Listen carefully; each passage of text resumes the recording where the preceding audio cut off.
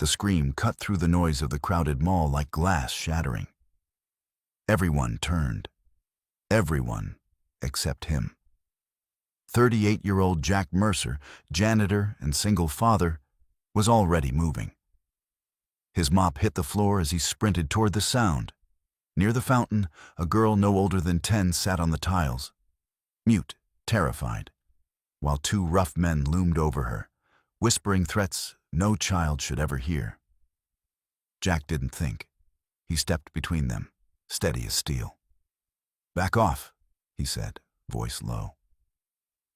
The taller man smirked, until Jack's eyes, cold and calm, told him he'd picked the wrong janitor. The next moment changed everything. Before we dive in, drop a comment with where you're watching from, and don't forget to hit subscribe for more videos like this. Let's begin.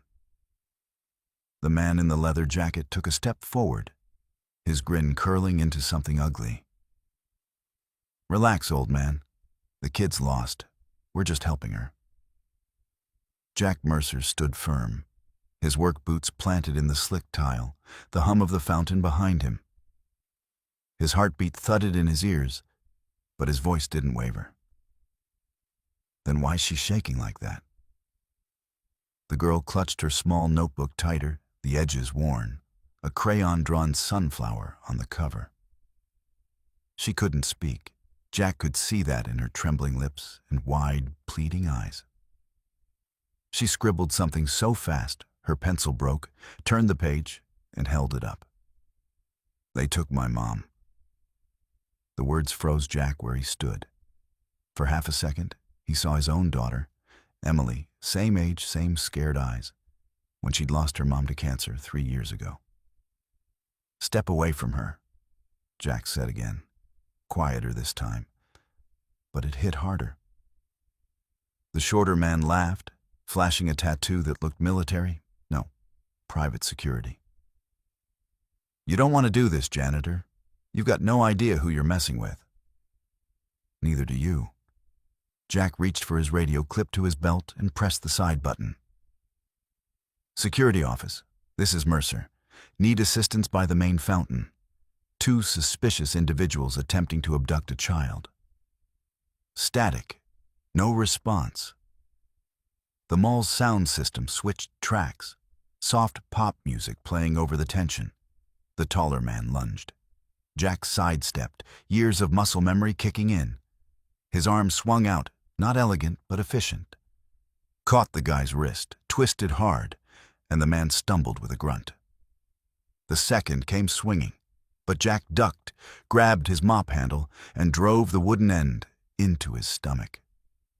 It wasn't a fight. It was survival. The crowd gasped. Phones came up, recording, whispering. The little girl pressed herself against the wall, tears welling in her eyes. "Jack!" a voice yelled. It was Rick, the mall's night security guard, running from the opposite end. "What's going on?" Before Jack could answer, the sound of engines roared outside. Black SUVs, 3 of them, slid up to the curb, tires screeching. Men in black suits spilled out like a movie scene, moving with military precision. Rick froze. What the hell? The 2 attackers, if that's what they were, immediately threw up their hands. "We didn't touch her," the shorter one shouted, pointing at Jack. "He's the one who—" But the men from the SUVs ignored them. Their leader, a tall, clean-cut man with a radio earpiece, strode straight toward the girl. "Miss Ava, we've been looking everywhere for you." The child's tears broke into shaking sobs as she clung to Jack's leg. Jack frowned. "You know her?" The man nodded curtly. "She's the daughter of Elizabeth Grant, the CEO of Grant Tech Industries. She was taken 2 days ago. We've been tracking her signal here." He glanced down at the girl, voice softening. "You're safe now, sweetheart." Jack's pulse slowed, confusion setting in. "Wait, you're telling me this little girl's—" "Yes," the man interrupted. "And you, sir, just prevented a national incident.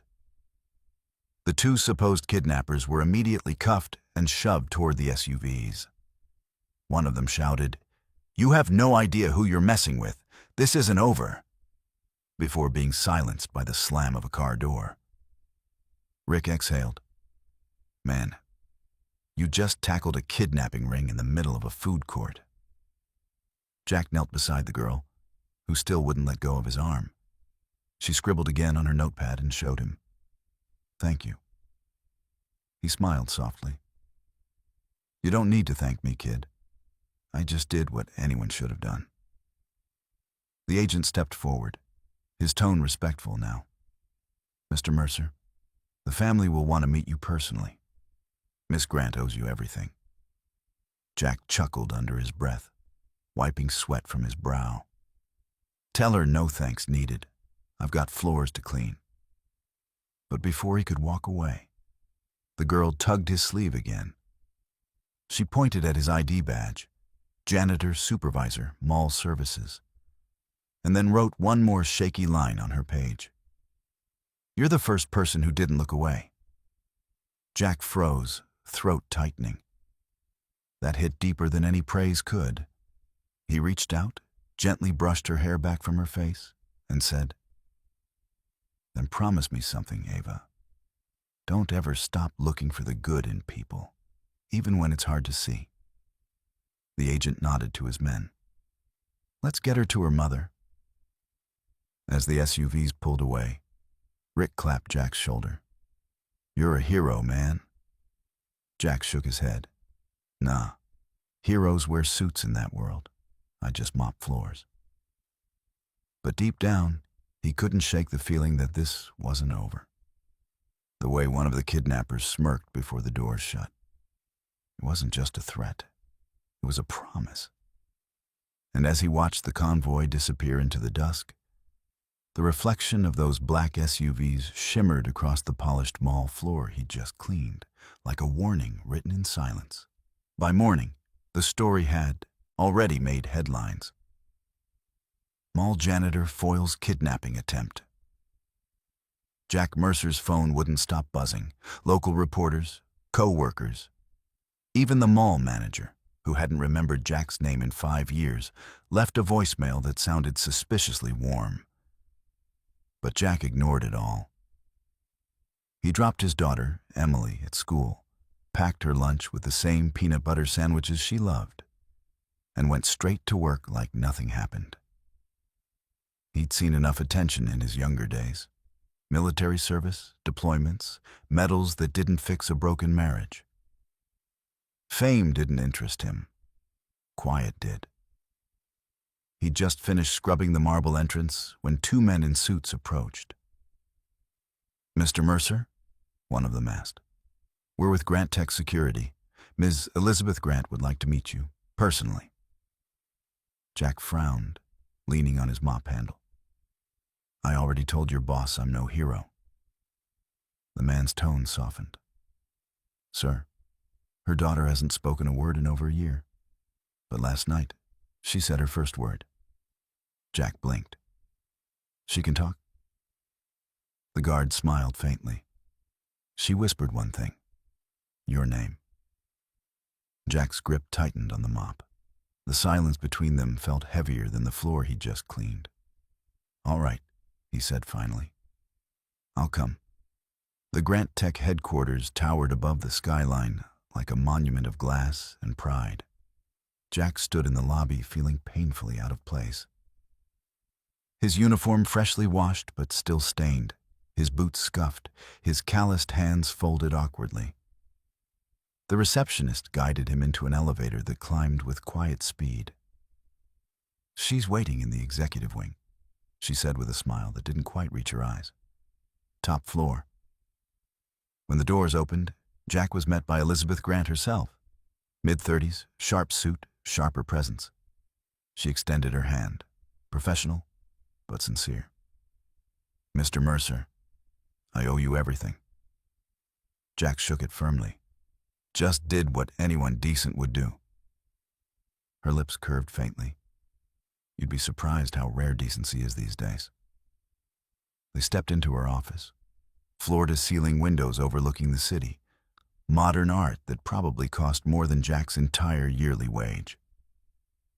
On the far couch sat little Ava, her sketchbook open, coloring quietly with crayons. When she looked up and saw Jack, her entire face lit up. Elizabeth's eyes softened. She hasn't smiled like that in months. Jack crouched beside Ava. "Hey there, partner," he said quietly. "You all right?" She nodded and wrote on a fresh page. "Mom cried all night. She said you're a good man." Jack's throat tightened. He looked up at Elizabeth. "You raised a brave kid." Elizabeth exhaled, a tremor hiding behind her composed tone. "She was taken 2 days ago. My driver was ambushed on the way home from school. We thought we'd lost her." Her voice cracked, and for a second, the CEO mask slipped, revealing a terrified mother beneath. Jack hesitated, then said softly, "You got her back. That's what matters." Elizabeth looked at him then, not as a janitor, but as someone who'd walked through hell and made it back. "Mr. Mercer, I'd like to repay you, any way I can. Money, housing, job, name it." He shook his head. "Ma'am, with respect, I didn't do it for that. I've got my little girl. That's enough for me." "Still," she insisted, "at least let us offer something meaningful." She picked up a folder from her desk and slid it across. "Head of Facility Security. You'd oversee maintenance, protection protocols, and safety measures. Triple your current salary." Jack stared at the offer. "You want a janitor running security for $1 billion company?" Elizabeth smiled faintly. "No, I want the man who didn't look away." He didn't answer right away. Ava reached out and slipped her small hand into his, like she was casting the deciding vote. That night, Jack walked home under the orange glow of streetlights, the contract in his pocket. Emily ran to him from the porch. "Dad, you were on TV again? My teacher said you're a hero." Jack scooped her up, spinning her once. "Heroes are overrated," he said with a grin. "Then what are you?" she asked. He paused, looking at the horizon. "Just a guy trying to keep people safe." But something about Elizabeth's words gnawed at him. We thought we'd lost her. If a billionaire's child could be snatched that easily, something wasn't right.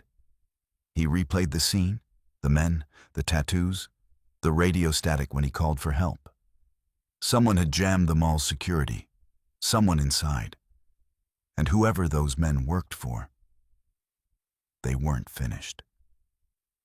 As he carried his daughter inside, headlights flickered down the street. A black SUV slowed near his driveway, then rolled on. Jack's jaw clenched. His instincts, the same ones that had saved lives overseas, were screaming again. He whispered to himself, "All right. Guess we're not done after all." 3 nights later, Jack's instincts proved right. He was locking up the maintenance wing at Grant Tech headquarters when he heard the sound.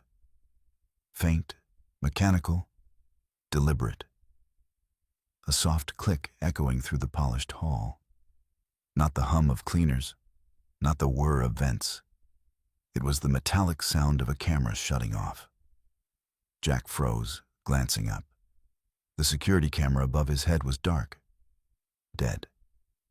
He moved quietly, slipping his keyring back into his pocket. 2 more cameras down the hall were also offline, their red indicators gone. Someone had disabled them manually. He tapped his earpiece, a new one, courtesy of his security promotion, and whispered, "Control, do you copy?" Static. The same dead silence he'd heard at the mall. He didn't wait for backup. Jack moved down the hallway, following the faint sound of voices. It led him to a restricted server room, one he'd cleaned 100 times but never entered during off hours. The door was cracked open, and light spilled across the floor. Inside, two men stood near the main console, dressed in maintenance uniforms identical to his. But Jack knew every janitor in that building. These weren't his people. "Copy the last 6 months of files," one muttered. "CEO Grant thinks she's clean, but her company's been bleeding data to our client for years. After tonight, she'll have nothing left." Jack's voice cut through the room. "You picked the wrong building to rob." The men spun around. One reached for a weapon under his vest, but Jack was faster. He slammed the door shut with his shoulder, yanking the nearest fire extinguisher off the wall. The metal clanged as it connected with the man's arm, sending his tablet skidding across the floor. The other lunged, knife glinting. Jack blocked, twisted, and swept his leg out, sending him crashing into the console. "Who sent you?" Jack demanded, pinning him down. The man spat blood, sneering. "You think this ends with us, janitor? You've got no idea how deep it goes." Before Jack could press further, the alarms blared. Red lights flashed through the room. "Security breach detected. Sector 5.